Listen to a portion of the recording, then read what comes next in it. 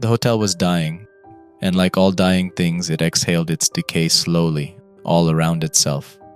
From the peeling wallpaper and chipped paint, to the way the light in the lobby constantly flickered, as if it too sensed the end of things as they were. I don't know why I stayed. Most of the staff had moved on to better ventures, dropping like flies as time went by, when it became apparent the hotel was on its last leg and nothing would be done to save it. I had only worked there for 3 months. I could have easily started off somewhere else all over again. So no, I don't know why I stayed. Maybe it was the sensation I always had when silence engulfed the hotel at night, heavy and familiar, like a slightly eerie blanket. Or maybe it was the way the whole building faintly smelled of rain even when sun baked the cracked pavement outside. There's a certain comfort in small discomforts, I think. A sense of familiarity that makes even the bleakest things feel peaceful. That was this place in a nutshell for me. The hotel was dying, I knew that much. Fewer guests each month, more rooms sealed off because the damp air had made the wooden floorboards sag, the wallpaper peel off, or the carpet smell of mold. All things the owner, a person I had never met or talked to myself, seemed uninterested in fixing. But the night shift was easy work, and no one bothered me. I liked the stillness that came with the job, until the birds came. 3 of them arrived on a Sunday evening just before dusk. They sat silently, perched in clusters along the power lines and the rusting fence that bordered the hotel's back lot. I couldn't tell you if they were crows, ravens, blackbirds, or something entirely different. All I know is that nowadays I can't look at a bird with black feathers without feeling like I'm going to be violently sick. Their beady black eyes seemed to follow me everywhere, tracking my movements when I walked to the creaky gates to clock in for my shift or when I stepped out under the stars for my usual cigarette break. While unsettling, it was easy to convince myself there was nothing to it. I knew birds could be really smart, and maybe those ones were trying to pick between friend or foe when they looked at me. I smoked my cigarette on the crumbling stoop, watching them shuffle and preen. I even left a few crumbs of the sandwich I planned to have later in the night on the steps as an offering. I hoped they would judge me a friendly face after that. But they made no sound, no movement, even when I grunted and got up to return inside. Just sat there, staring with tilted heads. The next day, 3 more had joined them. They covered the short power line between the 2 leaning poles now, like a black tide moving and swaying softly with the wind. When I clocked in for the night, I heard one of them whistle something soft, almost melodic, a bird song like none I had heard before. It was beautiful, in all honesty, hauntingly so when standing in a place that barely hung to whatever life it had left. I had the fleeting thought then that the birds, like everything else, would be one of those small discomforts that would slowly blend into the melancholic painting this place always seemed to be to me, something more than just me to accompany these walls to their end. It was silly, I know, but being in the hotel at night always made the pretentious poet inside me perk his head up. That was the night she checked in. The hotel had been empty for almost 2 weeks, not a single client in sight. I rarely saw anyone, even when we had occupied rooms. We weren't in the middle of the city, and people rarely felt the need to wander after dark around here. So, I had gotten used to entertaining myself without having to be too aware of my surroundings. That probably explains why I hadn't heard her enter, or even the click of her heels against the checkered tiles. One minute I was leaning down to dust a cobweb under the front desk, and the next she was there, just standing inside the lobby. Her hair hung dark and sleek over one shoulder, framing a face too pale to seem healthy. She wore a long black coat that went down all the way to her ankles, and she looked way too good for this place. Too stylish, too wealthy, too proper. She even wore those shoes with the red bottom that I can never remember the name of. To me, those always made me think of someone that had stepped in blood, staining the bottom of their shoe. But to the regular people, the ones that didn't enjoy spending all their nights alone in a decaying place, rumored to be haunted in new, inventive ways every other week, I knew this meant she had a lot of money to throw away. "I need a room," she said, her voice low and lilting. She didn't smile. It sounded as beautiful as the bird song nonetheless. I fumbled towards the old computer, barely remembering the protocol. I had never checked anyone in since I had started working at the hotel. I knew how to. I was given the crash course, but Teresa, the 60-something woman who took care of the day shift and had apparently worked at this hotel since she was even younger than me, had always been the one handling arrivals. I finally managed to pull up the system, but the computer was lagging again, the cursor crawling across the screen like it was moving through inches of mud. Unsurprising when most of the cables running through the building were probably stripped raw at this point. She didn't seem to mind the wait, however. She just stood there, still as a statue, her dark eyes glancing toward the window at my back that gave a perfect view of the birds perched on the power line, silent once again. "They like it here," she said softly. I blinked, confused. "The birds?" She didn't answer, just took out her ID from her purse and slid it on top of the desk towards me. I had barely started entering information into the system and hadn't even thought about asking for it yet, but I guess she was used to this song and dance already. So I took it with a nod and a polite smile she didn't return. The photo was faded, the text smudged almost to nothing. I squinted at it but still couldn't quite decipher the name. "You're lucky, you know." Her lips barely moved as she spoke, almost making me jump out of my skin. "They only ever go where they're needed." Her strange tirade about the birds made me forget completely about her illegible ID. For some reason, looking at her, listening to her beautiful somber voice made the hair at the back of my neck raise. I was never good at being around people, even less so beautiful women, and I simply chucked it as me being awkward and anxious. I left most of the check-in form empty, handed her the key to room 304, one of our only rooms left to be inhabitable, and left it at that. She turned her back as soon as she had the key in hand, without a word or a smile, and I watched her ascend the staircase, her heels clicking rhythmically against the creaking wood.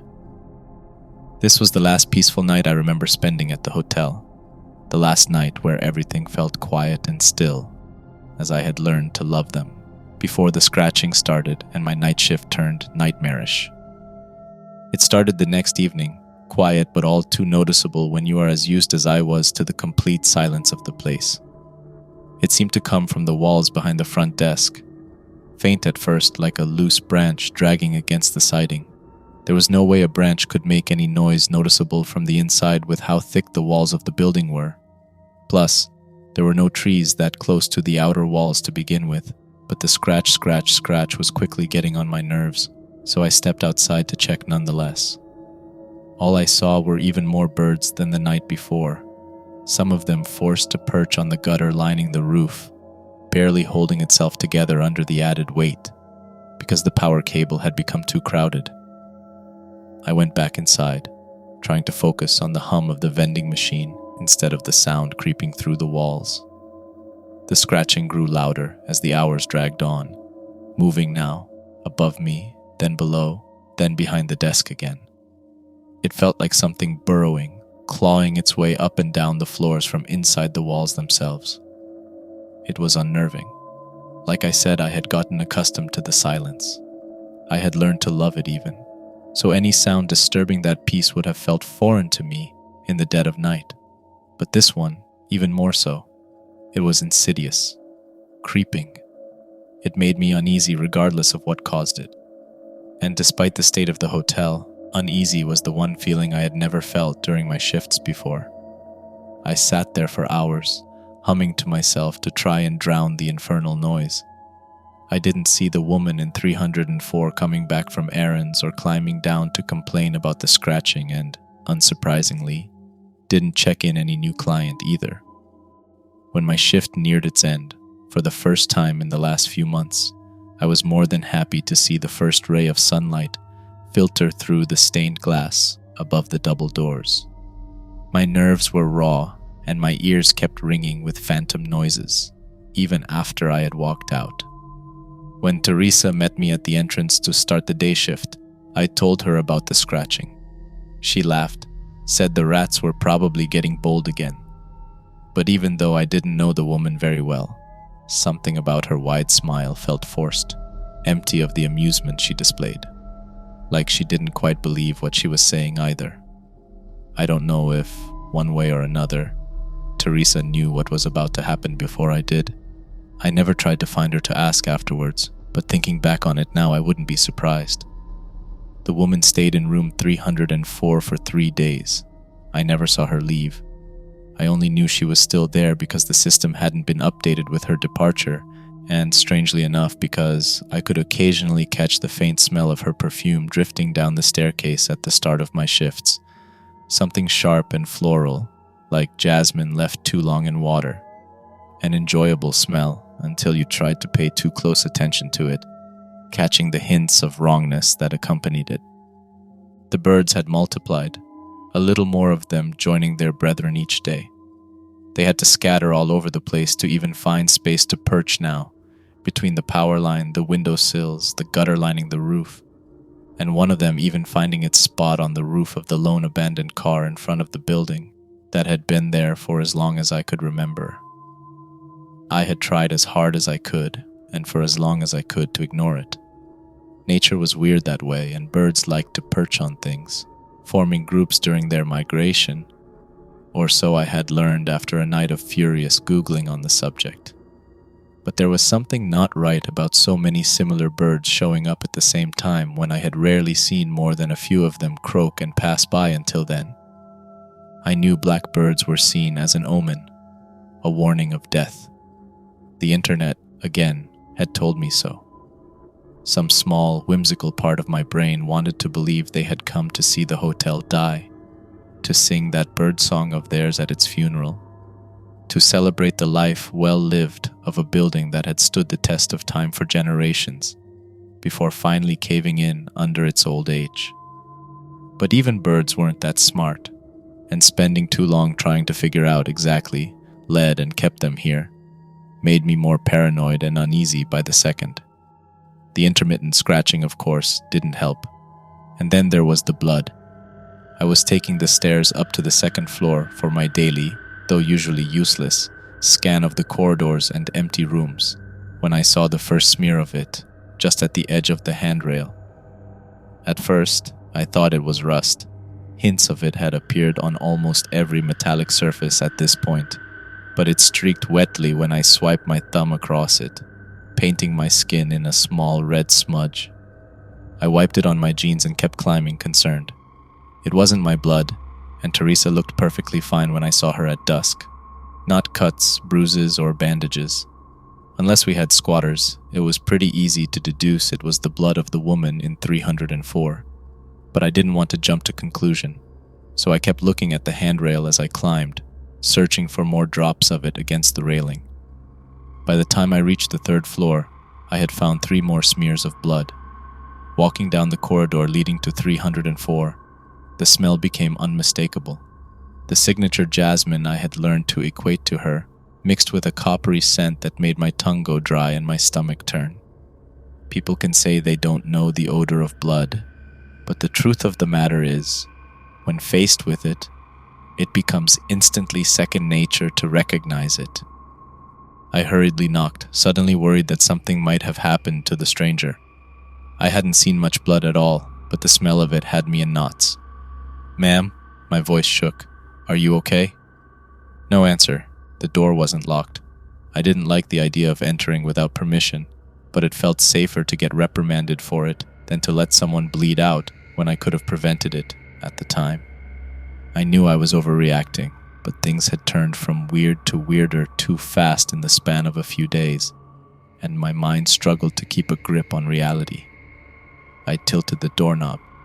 It swung open with the softest push, and I saw her. She was standing by the window, looking out at the birds gathered there. Her coat laid abandoned on the untouched bed, and her pale skin looked gaunt and gray under the moonlight. It made it even easier to notice the red smeared all over her fingers and the palm she had pressed against the glass. Drops of it slowly trailing down the length of her forearm before dripping from her elbow and onto the floor at her bare feet. "Ma'am?" I tried again, more alarmed now than ever, but she didn't turn around. Her breath fogged the pain as she whispered something I couldn't hear. From where I stood, I couldn't see if she was hurt, if there were any cuts on her. All I could see was the blood now forming a tiny puddle seeping under the sole of her feet and the blurry reflection of her expressionless face in the window. I took one step forward, only one. I wanted to check on her, but I was also incredibly weirded out. Nothing about this felt right. The situation, the woman, even the air in the room somehow felt wrong. The floor creaked under my weight, and the sound made her laugh suddenly. A soft, broken noise that sent a shiver crawling up my spine. "Do you hear them yet?" she murmured, her voice barely more than a breath. I'm not ashamed to say that I backed out of the room and walked back down to my desk as fast as I could. It took all my self-control not to simply run there. Something was wrong with this woman, mentally. I felt bad for leaving her if she was hurt, but it's difficult for anyone to understand how heavy and suffocating the atmosphere was at that moment. All I could smell was the blood and jasmine, and the sound of her broken laugh, and nonsensical questions seared themselves in my brain. And for a second, standing there, I was blindingly scared. I didn't want to go back upstairs after that. Even while scanning the corridors, I started to purposefully skip the third floor altogether. I knew the woman was still there in 304. She never seemed to leave the room at all, at least not during the night, and the rotting sweetness of her perfume had started to carry hints of copper in it now, as if the smell of the blood I had seen on her hands that day had clung to her. It was nauseating, and for the first time, I contemplated quitting just to get a reprieve from ever having to smell it again. The birds were everywhere too. They crowded the parking lot, the lobby windows, the roof, and the gate. One of them had even tried flying in the hallway just before the front desk when I had opened the door at dusk. They never moved an inch when I approached, not even those I had to walk over to get to the door. They just stared with their beady eyes like they were waiting for something, and as curious as I might have been before, I really didn't want to know what anymore. I stopped going out for my cigarette breaks to avoid them. The scratching in the walls had grown louder too, more insistent. I adored the silence and the stillness before, but now I had to take earbuds with me at work and use my music to drown out the sound, or else it would drive me up the wall. Every day Teresa swore she heard none of it. I didn't even know if I could trust her or not. Hell, I barely trusted my own senses anymore. And despite the music almost constantly blaring in my ears in between songs, I would sometimes hear that broken laugh echoing down the staircase, always followed by that one phrase, "Do you hear them yet?" On the 6th night of her stay in 304, the power went out. The emergency lights flickered weakly, casting the whole room downstairs in sickly red glow that did nothing to appease how furiously freaked I had now become every time I was at work. The scratching was almost deafeningly loud now, not just in the walls but in the vents, the ceiling, beneath the floor. It was impossible to tell where it was coming from. All I knew was that it wasn't those damn rats Teresa had tried to blame. And then I heard a scream. Blood-curdling and terrifying. I knew exactly where it came from, the only room it could come from, and I hated myself for hesitating, but for a second I really had to ask myself if it was worth going up those stairs. But no matter how scared and paranoid I had become, no matter how much I believed something to be very, very wrong with the woman in 304, I wasn't heartless. After a scream like that, I had to check up on her, disregarding every single one of my instincts telling me to run the other way. I grabbed the flashlight from behind the desk and climbed the stairs, the beam trembling against the yellowed wallpaper. By the time I reached the 3rd floor, the smell of blood was so thick it felt like it coated my tongue, making me gag, tears forming at the corner of my eyes. There was no jasmine there, just pure copper, the scent stronger with each step I took towards her room. Her door was open. This time it wasn't respect or politeness that was keeping me from peeking in, but unaltered terror. I didn't want to see what was in there. I didn't want to see her. And more importantly, I didn't want her to see me. But I had gone this far. Steeling myself, I held my breath, hoping it would momentarily get me rid of the awful stench, and I leaned to the side to look inside room 304. It was empty. No woman, no belongings, not even the furniture that had always been there. Just the walls, slick with thick blood from top to bottom, rapidly pooling on the floor in a puddle that could almost reach my ankle. Feathers clung to them like wet leaves, scattered all over the four walls, rustling with the wind coming from the open window. Not open, but broken. Tens of bird corpses laying under it, blood and feathers mixing with shards of glass, as if the birds themselves had rammed into the window to make it inside only to die there. From outside, more of them stared at me with their beady, soulless eyes, unblinking, unmoving. The scratching worsened, making me jump. It sounded so close, like it was right behind me, not against the floor or the wall, but right next to my ear. I don't remember moving, but I did. I was in a state of shock, I think, terrified, unbelieving, unable to think through my own actions anymore. So I turned around, and she was right there, inches from me. I think I screamed, but the birds all started croaking, singing, batting their wings in a cacophony so complete that I don't even remember hearing my own scream or the sound of my flailing heartbeat. Her face was all wrong, her mouth stretched too wide, her eyes seemed as black and soulless as the birds. Blood dripped from her arms, her eyes, her mouth, but she wasn't in pain. She was laughing, that god-awful broken sound. And then she just whispered to me, "It's time. Do you hear them yet?" I don't remember running, but I must have. I woke up at home, the flashlight still clutched in my shaky hands, and dried blood coating my shoes, and even the bottom of my jeans. I never went back to work after that. I didn't call the owner. I didn't reach out to Teresa. I didn't even try to go back one more time to see if I had imagined it all, because as impossible as it all sounds, I knew I hadn't, and the blood on my clothes was proof enough. It took me copious amounts of therapy to stop waking up screaming every time I closed my eyes, and even when I thought I was starting to forget. To rebuild some normalcy into my daily life, without my family constantly acting as if I was one step away from a mental breakdown. It seemed the hotel wasn't quite done with me. A week ago, I stumbled upon an article online mentioning that the hotel had simply died. It had apparently crumbled onto itself, the structure giving way under its own weight until there was very little left but rubble. And according to the article, it all happened the night I saw the blood, the night I fled the scene. I don't know what happened. I spent a lot of time thinking about it. The birds, the woman, her question, and ultimately the hotel's demise. I have never managed to make sense of it, and for my well-being, I have stopped trying. But it would be lying if I said that sometimes, when I close my eyes and I'm about to fall asleep, I don't hear her lilting voice in my head asking me, "Do you hear them yet?"